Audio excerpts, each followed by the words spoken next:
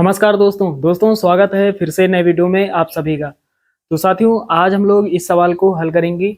ये सवाल द्विघात समीकरण क्लास 10th का है। इस प्रकार के सवाल बोर्ड एग्जाम में अक्सर पूछे जाते हैं।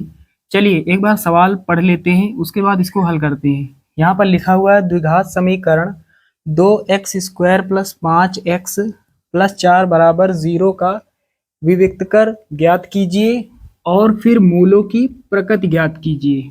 तो साथियों, इस सवाल में हमें दो चीजें बतानी है। एक हमें बताना है विविक्त कर और उसके बाद मूलों की प्रकृति। तो जैसे ही विविक्त कर हम ज्ञात कर लेंगे, हमें मूलों की प्रकृति पता हो जाएगी। चलिए इसको हल करते हैं। सबसे पहले यहाँ लिखेंगे हल। तो यहाँ पर हमें द्विघात समीकरण दिया गया है।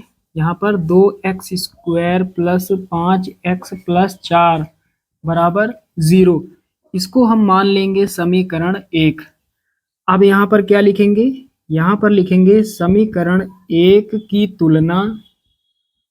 समीकरण 1 की तुलना किस समीकरण से करेंगे? द्विघात समीकरण का जो मानक समीकरण होता है, जिसको व्यापक समीकरण भी कहते हैं, उस समीकरण से किसी भी द्विघात समीकरण की तुलना की जाती है। तो यहाँ पर लिखेंगे समीकरण 1 की तुलना ax² + bx + c = 0 से करने पर। तो तुलना कर देते हैं। तुलना में जो चीज बराबर होती है उसको हटा दिया जाता है। यहाँ पर x² के बराबर है। x² यहाँ, x² यहाँ है, दोनों को हटा देंगे, a बचेगा और यहाँ 2 बचेगा। तो a = 2 हो जाएगा। a = 2। तुलना करने पर हमें a, b और c का मान प्राप्त होता है। उसके बाद यहाँ आ जाते हैं x वाले गुणांक में। x का गुणांक यहाँ b है, यहाँ पर x का गुणांक 5 है। तो x बराबर है, दोनों को हटा देंगे, यहाँ b बचेगा। तो b बराबर यहाँ कितना 5। उसके बाद अचर पद c का मान कितना है? 4 है। अचर पद का मान कितना? 4। तो a, b, c के मान हमने निकाल लिए हैं। अब यहाँ पर विविक्त कर निकालेंगे। विविक्त कर d बराबर क्या होता है? b² - 4ac। ये विविक्त कर का फार्मूला होता है। तो यहाँ पर b², b का मान कितना है? 5। तो 5 का स्क्वायर माइनस 4 लिखेंगे, गुणा लगाएंगे। a और c, a का मान कितना है? 2 है, गुणा c का मान कितना है? 4 है। चलिए 5 का स्क्वायर 25 हो जाएगा, माइनस यहाँ पर गुणा कर देते हैं। 4 दूना 8, 8 चौके 32। तो 25 में 32 घटाएंगे, कितना मिलेगा? -7।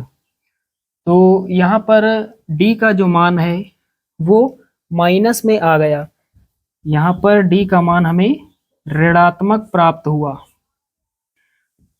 तो यहाँ पर लिखेंगे चूंकि d जो है वो छोटा है 0 से। माइनस में कोई भी संख्या 0 से छोटी होती है। विविक्त कर का मान छोटा है 0 से, तो मूल यहाँ पर क्या होंगे? तो यहाँ पर लिखेंगे अतः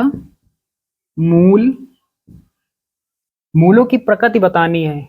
तो यहाँ पर मूल क्या होंगे? अतः मूल काल्पनिक होंगे। मूल काल्पनिक होंगे। तो साथियों, यहाँ पर आप समझ गए होंगे d का मान जो है वो 0 से छोटा है, यानी माइनस में है। तो जब d का मान माइनस में होता है तो मूल काल्पनिक होते हैं, यानी वास्तविक नहीं होते हैं। और d का मान जब 0 के बराबर होता है तो जो मूल होते हैं वो बराबर होते हैं, यानी समान होते हैं। और d का मान प्लस में आ जाए, d का मान 0 से बड़ी कोई संख्या आ जाए, तो मूल वहां पर वास्तविक होंगे। वहां पर क्या लिखा जाता है? मूल वास्तविक होंगे। तो यहाँ पर आप सभी लोग समझ गए होंगे।